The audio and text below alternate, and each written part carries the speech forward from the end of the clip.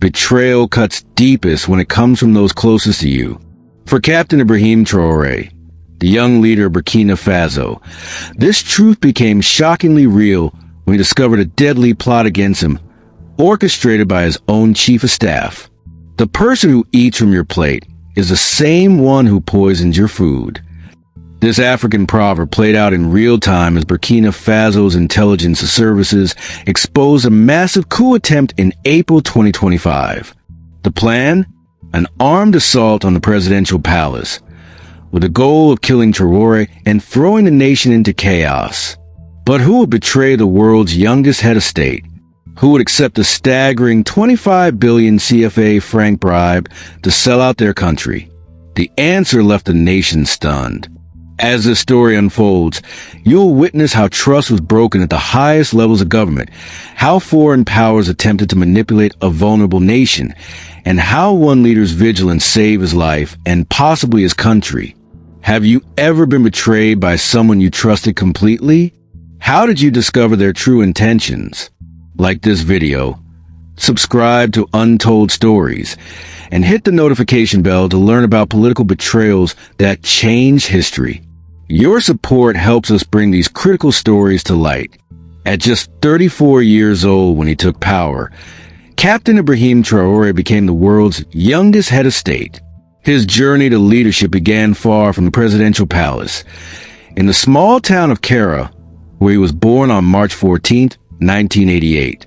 Unlike many military leaders, Traoré first pursued geology at the University of Ouagadougou. Campus life exposed him to political activism and debates about Burkina Faso's future. These formative experiences shaped his views on national independence and self-reliance. Joining the military in 2010, Traoré quickly gained respect for his tactical mind and dedication. He served in the dangerous northern regions where terrorist groups threatened civilian communities. This frontline experience gave him first-hand knowledge of the security challenges facing his country. I saw how our people suffered while foreign interests controlled our resources. Traoré once said in a rare interview, "Our soldiers lacked basic equipment, while gold left our country by the ton." In September 2022, frustration with the government's handling of security threats reached a breaking point. Then Lieutenant Traoré led military units to seize control from interim President Paul-Henri Sandaogo Damiba, who himself had taken power in a coup just 8 months earlier. Speaking on national television with a red beret and camouflage uniform, Traoré explained his actions. "Our people continue to suffer. Our country is at risk of falling apart due to insecurity." As leader, Traoré pushed for military cooperation with Russia over traditional Western allies. He demanded better terms for mining contracts with foreign companies and redirected resources to combat terrorism. His leadership philosophy centers on 3 principles: national sovereignty, security for all citizens, and economic independence. Critics call him authoritarian, while supporters praise his determination to free Burkina Faso from foreign influence. If you followed other African leaders, how does Traoré's approach compare? Like and share your thoughts. On April 22nd, 2025, as the sun rose over Ouagadougou, Burkina Faso's capital, intelligence officers rushed to Captain Traoré's residence with alarming news. Documents, recordings, and witness statements revealed a coup plot scheduled to launch within 48 hours. The conspiracy wasn't the work of amateurs. It involved a sophisticated network with 3 distinct groups working in coordination. First were military insiders, officers who had served alongside Traoré but resented his rise to power and anti-colonial stance. Second were leaders from terrorist groups operating in the Sahel region, who saw an opportunity to expand their influence. Third, and perhaps most concerning, were foreign actors providing funding, weapons, and tactical support. These weren't just disgruntled soldiers, said Minister of Defense Jean-Emmanuel Ouedraogo in his public address. This was a calculated international operation with serious financial backing. The plan itself was brutal in its simplicity. The conspirators would launch a three-pronged attack on the presidential palace during the weekly cabinet meeting. Military insiders would disable security systems and provide access codes.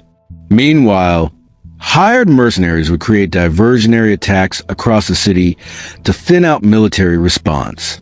The main assault team would capture or kill Traoré and key ministers, then declare a new government friendly to Western interests.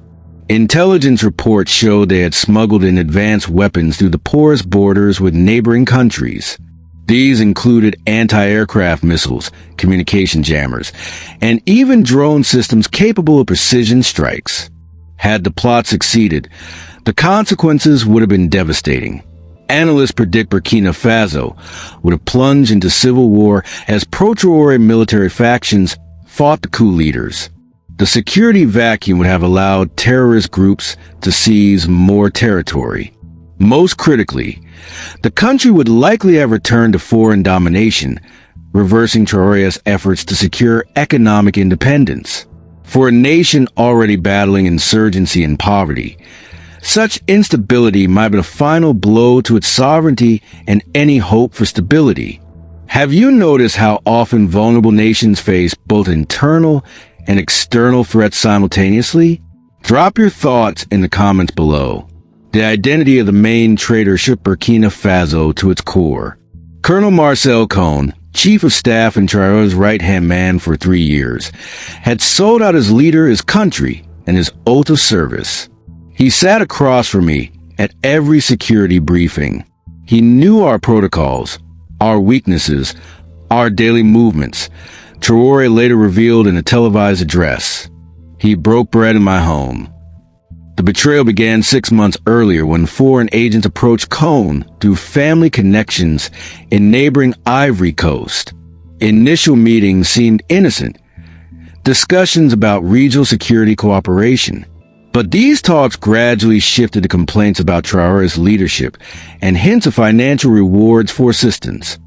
Financial records later showed Cohn received an initial payment of 3 billion CFA francs, approximately $5 million US, through offshore accounts. The remaining 22 billion would come after the successful coup. This staggering amount, enough to buy luxury properties in Europe and secure his family for generations, proved too tempting for the colonel. Intelligence services caught the first hint of trouble when Cohn purchased an expensive villa in Abidjan, far beyond his military salary.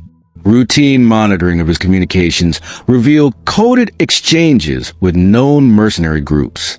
The final piece fell into place when a junior officer reported Cohn photographing security layouts of the presidential residence.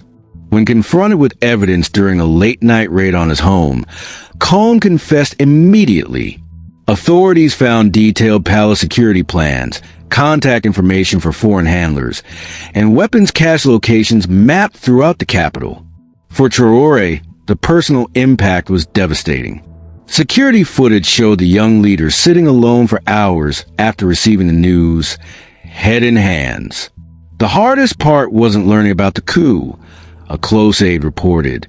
It was learning who led it.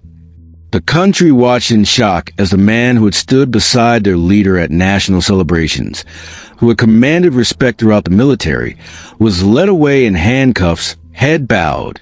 Have you ever experienced betrayal by someone you deeply trusted? What warning signs did you miss? How did you recover your ability to trust again? Share your experiences in the comments below. Your story might help others recognize betrayal before it's too late. Remember to like this video if you've learned something valuable about the dangers of blind loyalty in leadership circles. Colonel Cohn's confession exposed more than personal greed. It revealed a complex international scheme to regain control over Burkina Faso's valuable resources. According to documents seized during the investigation, at least 3 foreign governments provided funding, intelligence, and logistical support for the coup attempt. This wasn't just about removing one man from power, explained political analyst Dr. Aminata Diallo. This was about reversing Burkina Faso's recent moves toward economic independence. Relations with Ivory Coast deteriorated rapidly after Traoré publicly named them as a staging ground for the coup plotters. Satellite images confirmed unusual military activity along the border, and financial trails linked banks in Abidjan the payments made to the conspirators. The Ivorian government denied involvement, calling the accusations desperate attempts to blame neighbors for internal problems. Meanwhile, Russia's growing presence in Burkina Faso added another layer to the situation. Since 2023, Russian military advisors have replaced French forces, helping Traoré's government fight insurgent groups. Russian mining companies gained access to gold reserves previously controlled by Western corporations. Western countries watched their influence disappear practically overnight, noted international relations expert Jean-Paul Mbeki. Those with the most to lose became the most motivated to act. The coup attempt highlighted the high stakes in West Africa today. The region's rich natural resources, gold, uranium, manganese, and oil, make a battleground for competing global powers. Military leaders like Traoré have increasingly shifted allegiances from traditional Western partners to Russia, China, and Turkey. For ordinary citizens, these power struggles translate to everyday uncertainties.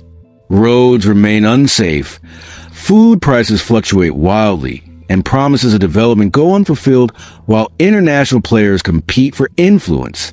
If your country faced similar foreign interference, would you prefer traditional Western allies or newer partnerships with countries like Russia and China? Share your thoughts below. Within 72 hours of exposing the plot, security forces arrested 9 key conspirators. Among them were 3 high-ranking military officers, 2 foreign mercenaries with French passports, and 4 local facilitators who provided safe houses and transport. Ouagadougou transformed overnight. Military checkpoints appeared at major intersections. The Presidential Guard doubled in size. Russian security advisors reviewed and reinforced palace defenses with advanced surveillance systems. Public reaction split along political lines. In the capital, thousands rallied in support of Traoré, carrying signs reading "Hands off our country" and "No more foreign puppets." In opposition strongholds, skeptics questioned whether the plot was fabricated to justify cracking down on critics. Traoré's response showed both strength and vulnerability. He reorganized the security team and addressed the nation. Those who thought they could buy Burkina Faso have failed. But the price of freedom is eternal vigilance. I trusted too easily, a mistake I won't repeat. What security measures would you implement after discovering such a betrayal? The failed coup in Burkina Faso sent shock waves across West Africa, a region already struggling with political instability. Neighboring Mali and Niger, both led by military governments, immediately strengthened their own security protocols, fearing similar plots against their leaders. When one military regime faces a coup attempt, all others become targets.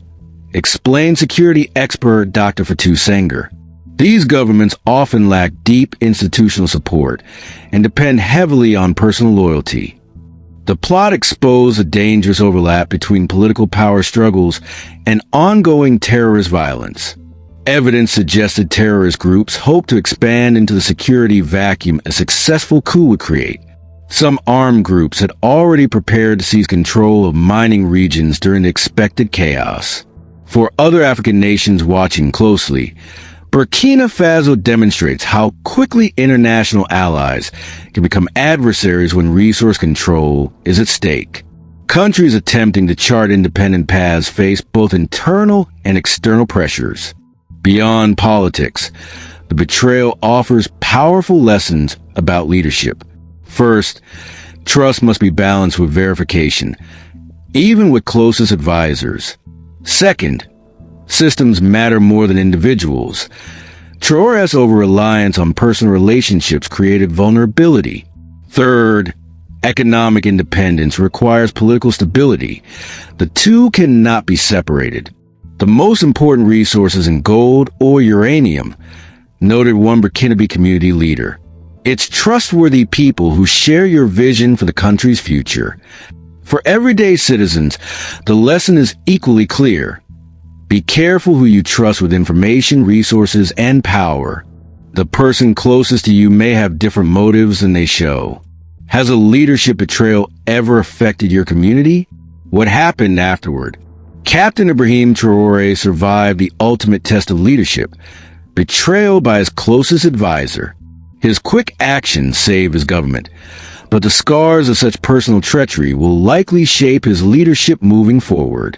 For Burkina Faso, the path ahead remains challenging.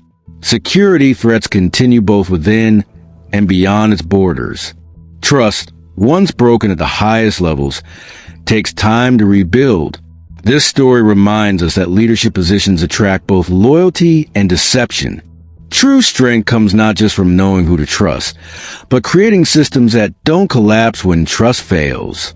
In your own life, remember that power dynamics change people. Yesterday's allies may become tomorrow's adversaries when enough money or influence is offered. If this story taught you something valuable, please like this video and share with others who might benefit. Subscribe to Untold Stories for more insights into political power struggles worldwide. Tomorrow, we examine how Rwanda rebuilt trust after genocide tore apart its social fabric.